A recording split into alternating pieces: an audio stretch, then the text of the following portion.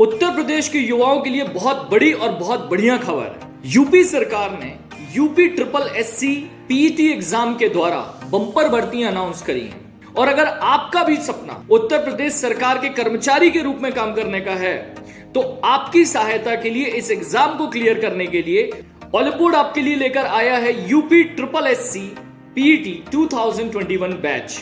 इस बैच में आपको मिलेंगे 120 plus live classes, 10 plus live practice session और 15 से ज्यादा डाउट क्लियरिंग सेशन। ये बैच आपकी इस एग्जाम को क्लियर करने में पूरी सहायता कर सकता है। तो आज ही ज्वाइन करें ऑलिवबोर्ड का UP triple SC PET 2021 selection batch.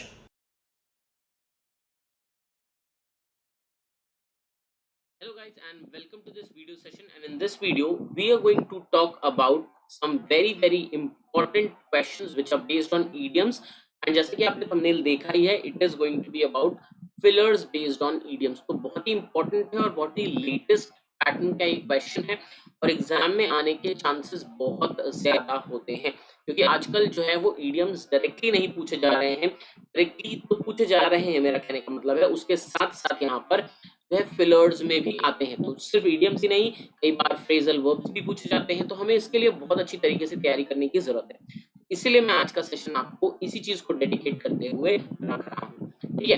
लेकिन before moving to that I would like to tell you guys, crash course आया हुआ है एसएससी सीजीएल 2022 का 2020 का। तो अगर गाइस आपने अभी तक प्रिपरेशन को स्टार्ट नहीं किया है, अभी तक आपने जो है सीजीएल के मेंस की प्रिपरेशन नहीं शुरू की है, तो गाइस इस बैच को आप परचेज कर सकते हो। 14 जुलाई से ये बैच शुरू हुआ है और यहाँ पर टियर 1 और टियर 2 दोनों की प्रिपरेशन पूरी तरीके से कराई जाएगी।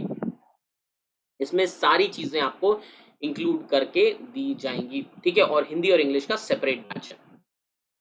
उसके अलावा आगे आने वाला जो सीजीएल है ना, जो 2022 वाला सीजीएल है, उसके लिए अगर आप अभी प्रिपरेशन शुरू करना चाहते हो, और चाहने वाली बात नहीं है, बिल्कुल आपको अभी से प्रिपरेशन शुरू कर देनी ही चाहिए, ठीक है। तो उसके लिए भी बैच आया हुआ है। यहाँ पर भी जो है प्रॉपर ये पूरा जो स्टार्टिंग से लेकर यानी कि टियर 1 और टियर 2 दोनों की पूरी प्रिपरेशन होगी। यहाँ पर आपको रिकॉर्डेड वीडियोस भी मिलेंगे और प्रॉपर जो है ना लाइव क्लासेस भी मिलेंगी, एलपीएस यानी कि लाइव प्रैक्टिस सेशंस भी मिलेंगे, कंटेंट भी मिलेगा, सब कुछ मिलने वाला है। तो गाइज इसको भी आप जरूर से जो है आप परचेज कर लें अगर आप आगे आने वाले सीजीएल की पूरी प्रिपरेशन करना चाहते हैं। गाइज ये अपॉर्चुनिटी आप मिस नहीं कर सकते। 17 जून से ये बैच स्टार्ट हुआ है, ठीक है। चलिए आगे बात करेंगे यहाँ पर crack Rajasthan police SI exam. तो अगर आप राजस्थान से बिलोंग करते हैं और या फिर आप जो है यहाँ अगर मैं बात करूँ तो या फिर आपने राजस्थान पुलिस एसआई का फॉर्म भरा है, तो आप इस बैच को ज्वाइन करें गाइस, क्योंकि you know everyone's dream is to serve the nation and when you get the uniform, you know nothing like it. इससे बेहतर कुछ नहीं हो सकता। तो गाइस प्लीज मेक श्योर कि अगर आप यहाँ पर राजस्थान से बिलोंग करते हैं या फिर राजस्थान पुलिस एसआई का एग्जाम का फॉर्म भरा है, तो ये बैच जरूर परचेज करें। चलिए स्टार्ट कर लेंगे अब यहाँ पर क्वेश्चंस को। और the first question that you can see over here is this, he has a dash. फिर यहाँ पर ब्रैकेट में मैंने मेंशन किया हुआ है यहाँ पर कि वो डैश किस चीज के लिए बताया जा रहा है, वो किस चीज के बारे में बात कर रहा है। He has a dash for not being born into a rich family. तो वो अपसेट है। यहाँ पर ब्लैंक में एक ऐसा इडियम आना चाहिए जिसका मतलब होता है अपसेट होना। तो चिप ऑन हिज हैंड नहीं होता, idiom is not chip on his hand.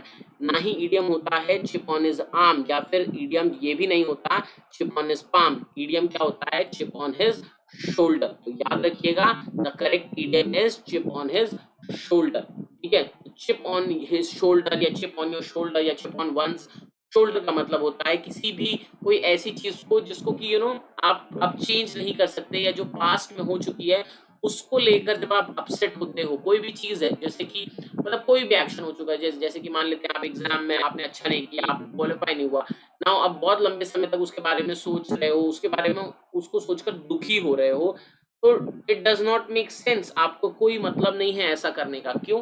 क्योंकि अब ऐसा आपके इस तरीके से दुखी होने से कोई मतलब तो है नहीं, कोई आप रिजल्ट तो चेंज कर नहीं पाओगे। So that is chip on his shoulder, मतलब बहुत लंबे समय तक, यानी कि मान लो कि ब्रेकअप हो गया, अब 1 साल 2 साल 3 साल 10 साल तक उसके बारे में सोच ही रहे हैं, देन अपसेट रहना उस चीज को लेकर, that is called chip on his shoulder.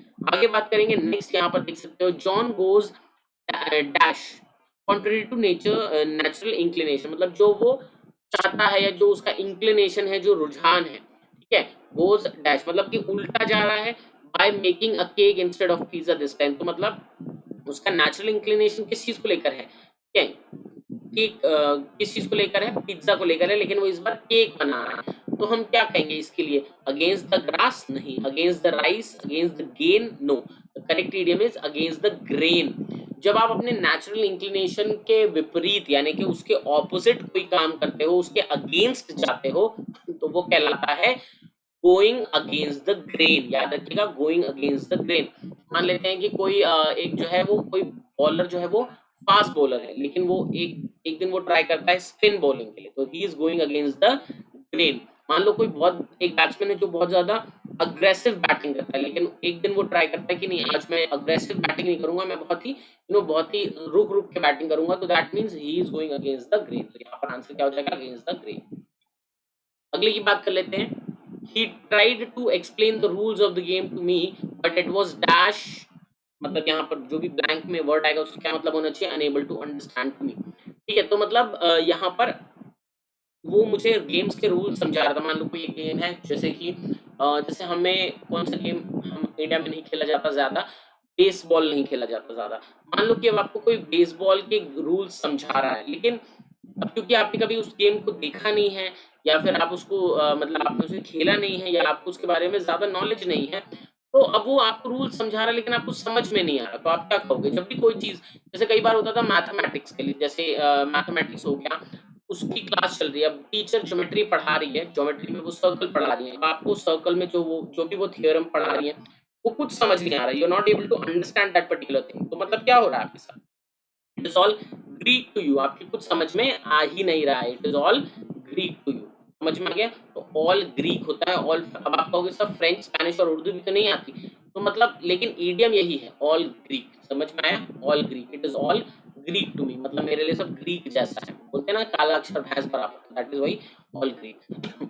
After the PM's announcement everyone was dash.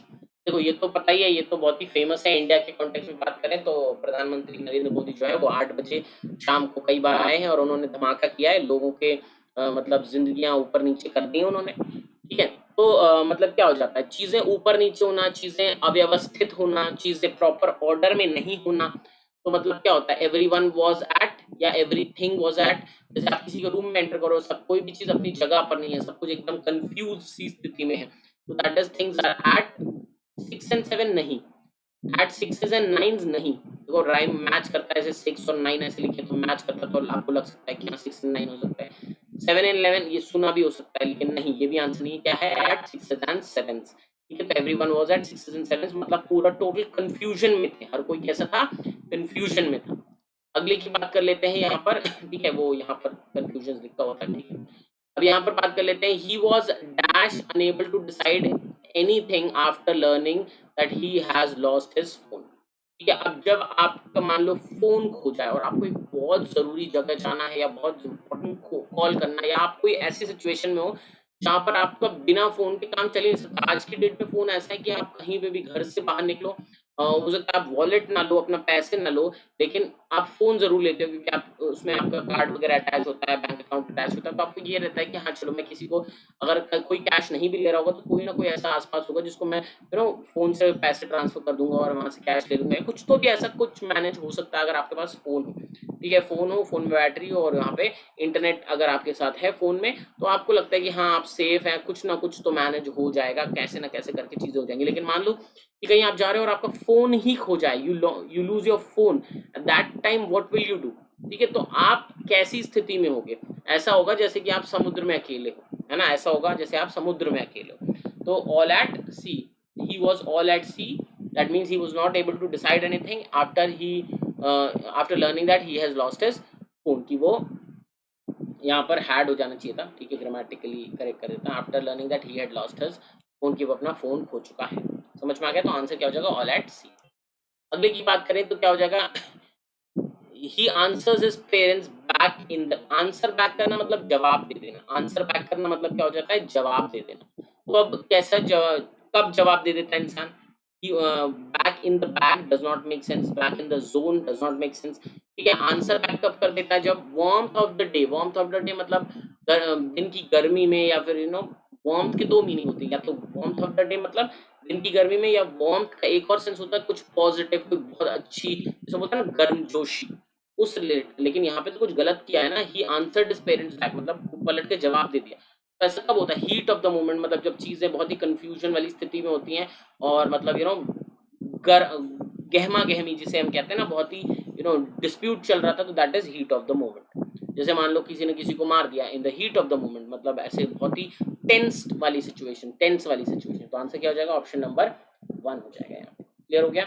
I hope this is clear to you. अगला देखो, my mom often had to dash when we were kids in order to feed all of अस।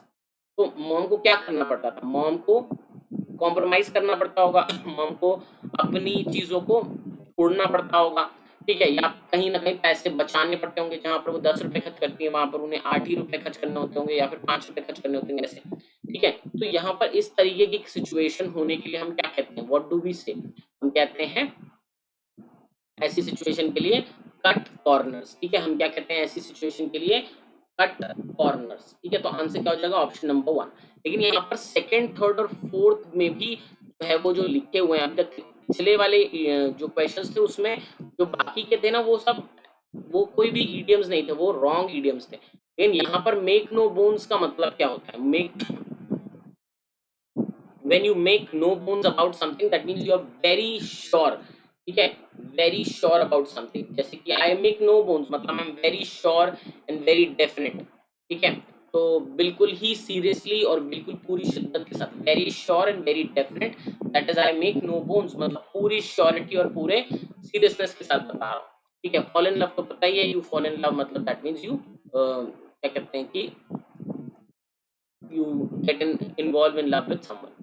ठीक है, अब यहाँ पर P आइड का मतलब क्या होता है? पी आइड, तो पी क्या होता है मतलब आपको पता ही है। पी मतलब मटर, और जब मान लो कोई ड्रिंक कर लिया, जिसने बहुत ज्यादा ड्रिंक कर लिया, तो क्या होगा? उसकी आंखें बहुत ज्यादा छोटी हो जाएंगी। ठीक है, तो पी आइड मतलब वेरी ड्रंक। ठीक है, तो ऐसे याद करना कि किसी इंसान ने बहुत ज्यादा पी रखी है और उसकी आंखें अब छोटी हो गई, तो वेरी ड्रंक। तो यहाँ पर कट कॉर्नर्स मतलब ऐसा काम करना जिससे पैसे बच जाए। ठीक है, that is cut corners. Clear हो गया? आई होप यहाँ तक ये सारी चीजें आपको क्लियर हो गई होंगी। ठीक है, चलिए पढ़ते हैं आगे। I'm glad that my boss and I see dash on this issue. I'm glad that my boss and I see dash on this issue. तो यहाँ पर क्या होगा? See I with I wrong. See I in I wrong. I for I wrong. I to I. I to I का मतलब क्या होता है? Agree करना. I to I देखना मतलब क्या होता है? Agree करना. So if you see eye to eye with someone, that means you agree with that person. ठीक है, when you see eye to eye with the person, you agree with that person. So guys, that's pretty much for this particular session.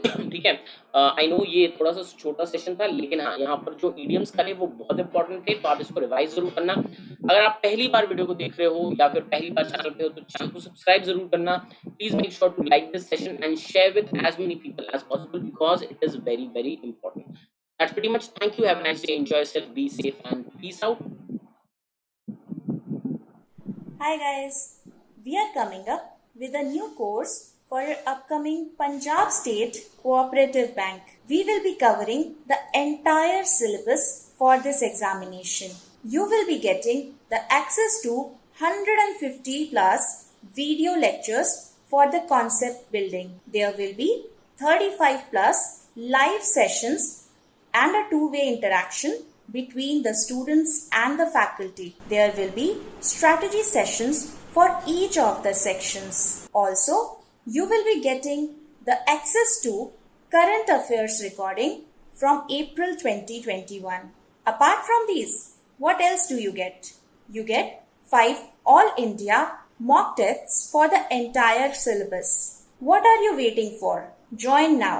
PSCB Clerk Selection Batch 2021.